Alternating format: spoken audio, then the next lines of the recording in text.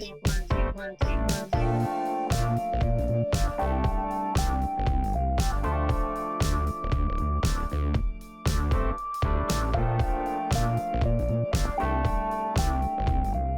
from Tokyo, my dear friends. This is Daisuke, and I very much hope that this video finds you well and in very good spirits wherever you are in the world.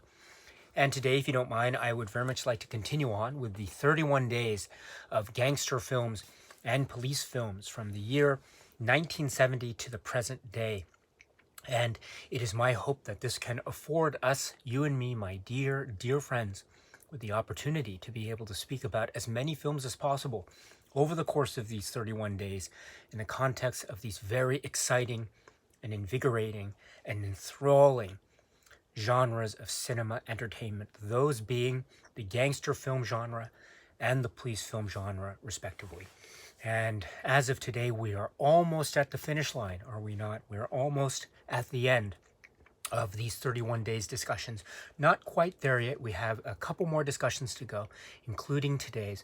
But I just want to take this opportunity once again to thank all of you who have joined in on the conversations, who have come along for this ride, this journey, to talk about these genres of cinema with me, with all of us.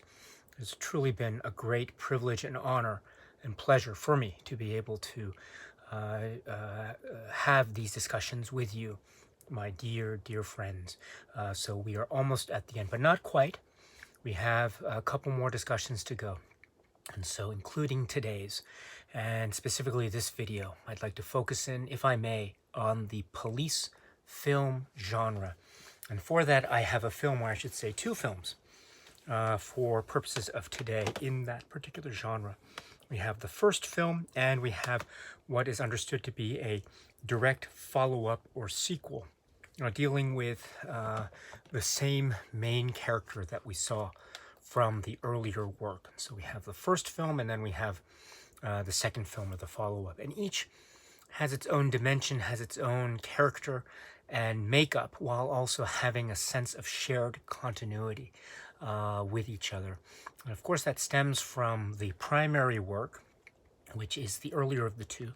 And this is a film that is so well regarded and so highly charged. It is filled to the max with so much energy and nuance and ambiguity.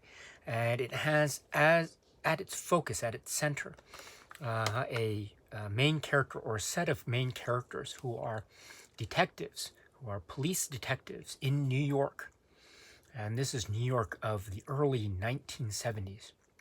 And they are so devoted. They are very much driven, almost to the point of being relentless in their pursuit of what it is they are after. Once they have caught on to the scent of their prey, they never let up.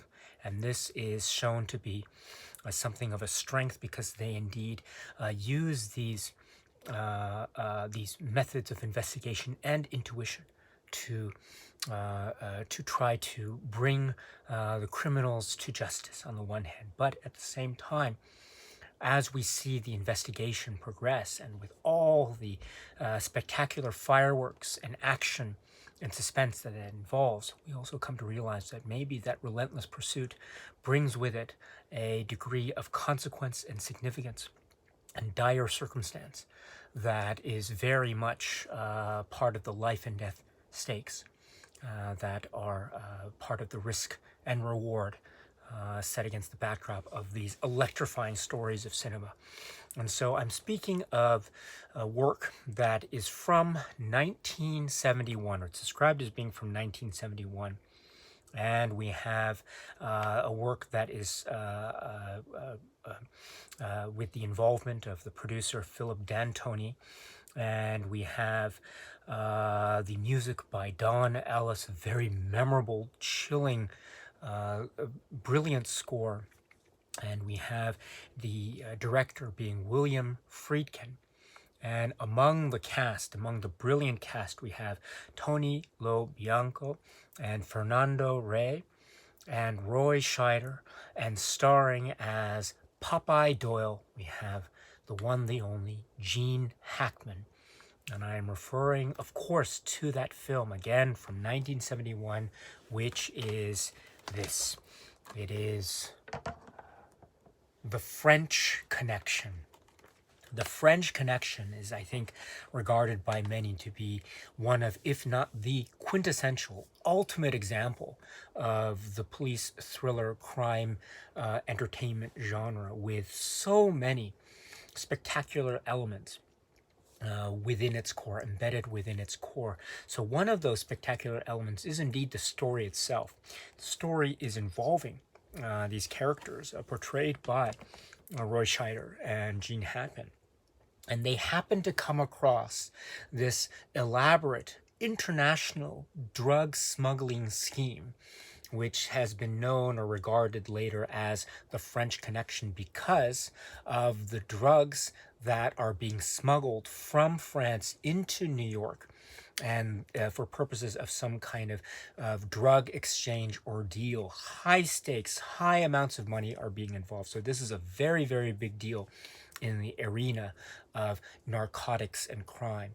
And so through a series of circumstances which might even be defined as being sheer luck, we have the characters portrayed by Roy Scheider and Gene Hackman essentially coming across the possibility, catching on to the scent of this crime, creating a sense of probable cause, enough of a suspicion to initiate their investigations and inquiries and operations, and to trying to catch the key figures in this drug smuggling operation or scheme, again spanning continents, a la the French Connection. So Buddy Russo and Popeye Doyle are on the scent and trying to apprehend the criminals at large. And part of that operation involves their interaction with the character of Charnier, who is portrayed with such elegance and class and a type of almost villainous, suave aspect and cinematic charm by Fernando Reyes. So we have so many elements going on here at once, taking place primarily in New York, although there are a number of very crucial aspects that take place outside of New York. Primarily, this is a New York setting, a New York crime film, a New York police film, with these characters of Buddy Russo and Popeye Doyle at the center. So this is, as I say, a quintessential New York police crime thriller to the max from the 1970s in the hands of William Friedkin. Gritty, brutish, relentless, aggressive, and oh so challenging, oh so spirited, and incredibly enthralling to the max. Electrifying, absolutely electrifying. Now, this is also known for a number of very famous sequences and set pieces involving the predator and the prey, the type of investigations and following and watching and tailing and chasing. So there are a number of chase scenes that are taking place on foot. We see, for example, the Gene Hackman character and the Fernando Reyes character engaged in this type of hot pursuit, type of set of predator and prey scenes that are ingenious, that take place both above and below the streets of New York, including a very memorable and iconic usage of, say, the subway system and trains, and the opening and closing of doors, and waiting on platforms, waiting for the train to depart from stations, etc., while at the same time we see this idea of surveillance and trying not to give away the fact that one party understands exactly what the other party is doing. So this is a cat and mouse chase sequence that is so effective, so iconic. So that's one aspect here. That's an example of a very famous sequence. Another example of a very famous sequence in this film involves not a chase on foot, although there is some aspect of chasing on foot here in the sequence that I'm about to refer to, but also primarily a chase scene involving a car and a train, and an assassination and criminal at loose. And we have Popeye Doyle, the relentless Popeye Doyle, who is going to stop at nothing in order to try to apprehend this villain, this antagonist that seems to be causing a lot of havoc and chaos. But he is not the only person that's causing havoc and chaos. Perhaps it is also Popeye Doyle himself that's causing a lot of havoc and chaos along the way. And my goodness, that is cause for a lot of the explosive fireworks, action, suspense, tension galore that is associated with the famous car chase sequence of this film, The French Connection. So those are but a couple of examples of where this film shines, and shine it does with such brilliance and such savagery, and also such an authority and presence. It really screams out in terms of its own sense of self, this film does, and it is spectacular, it is climactic.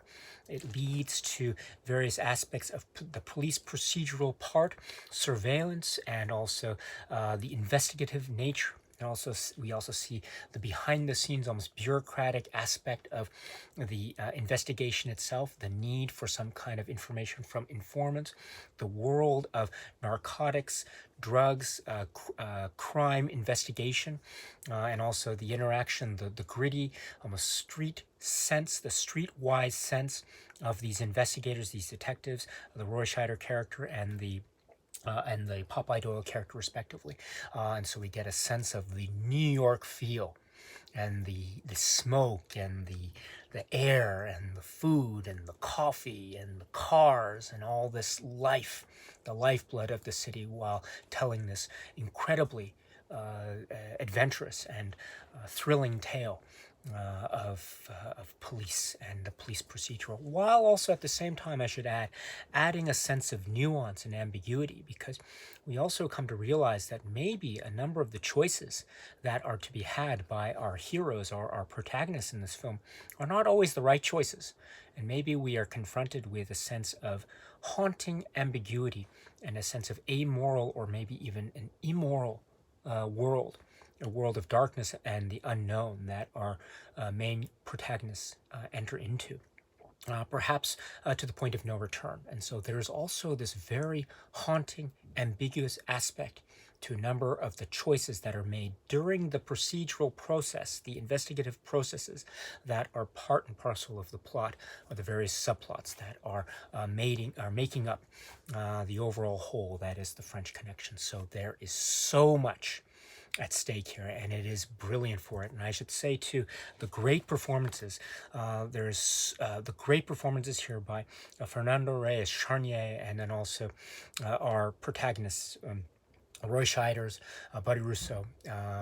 He has this rugged sense. He performs a nice counterbalance to Popeye Doyle's character, as well as having his own sense of drive and ambition, while also knowing where to stop, or perhaps knowing where to stop, which makes him also potentially at odds with his partner, which is the Popeye Doyle character, who's played to such perfection by Gene Hackman. Here, Popeye Doyle is relentless. He is so almost, he has this drive that is almost to the point of being superhuman or inhuman.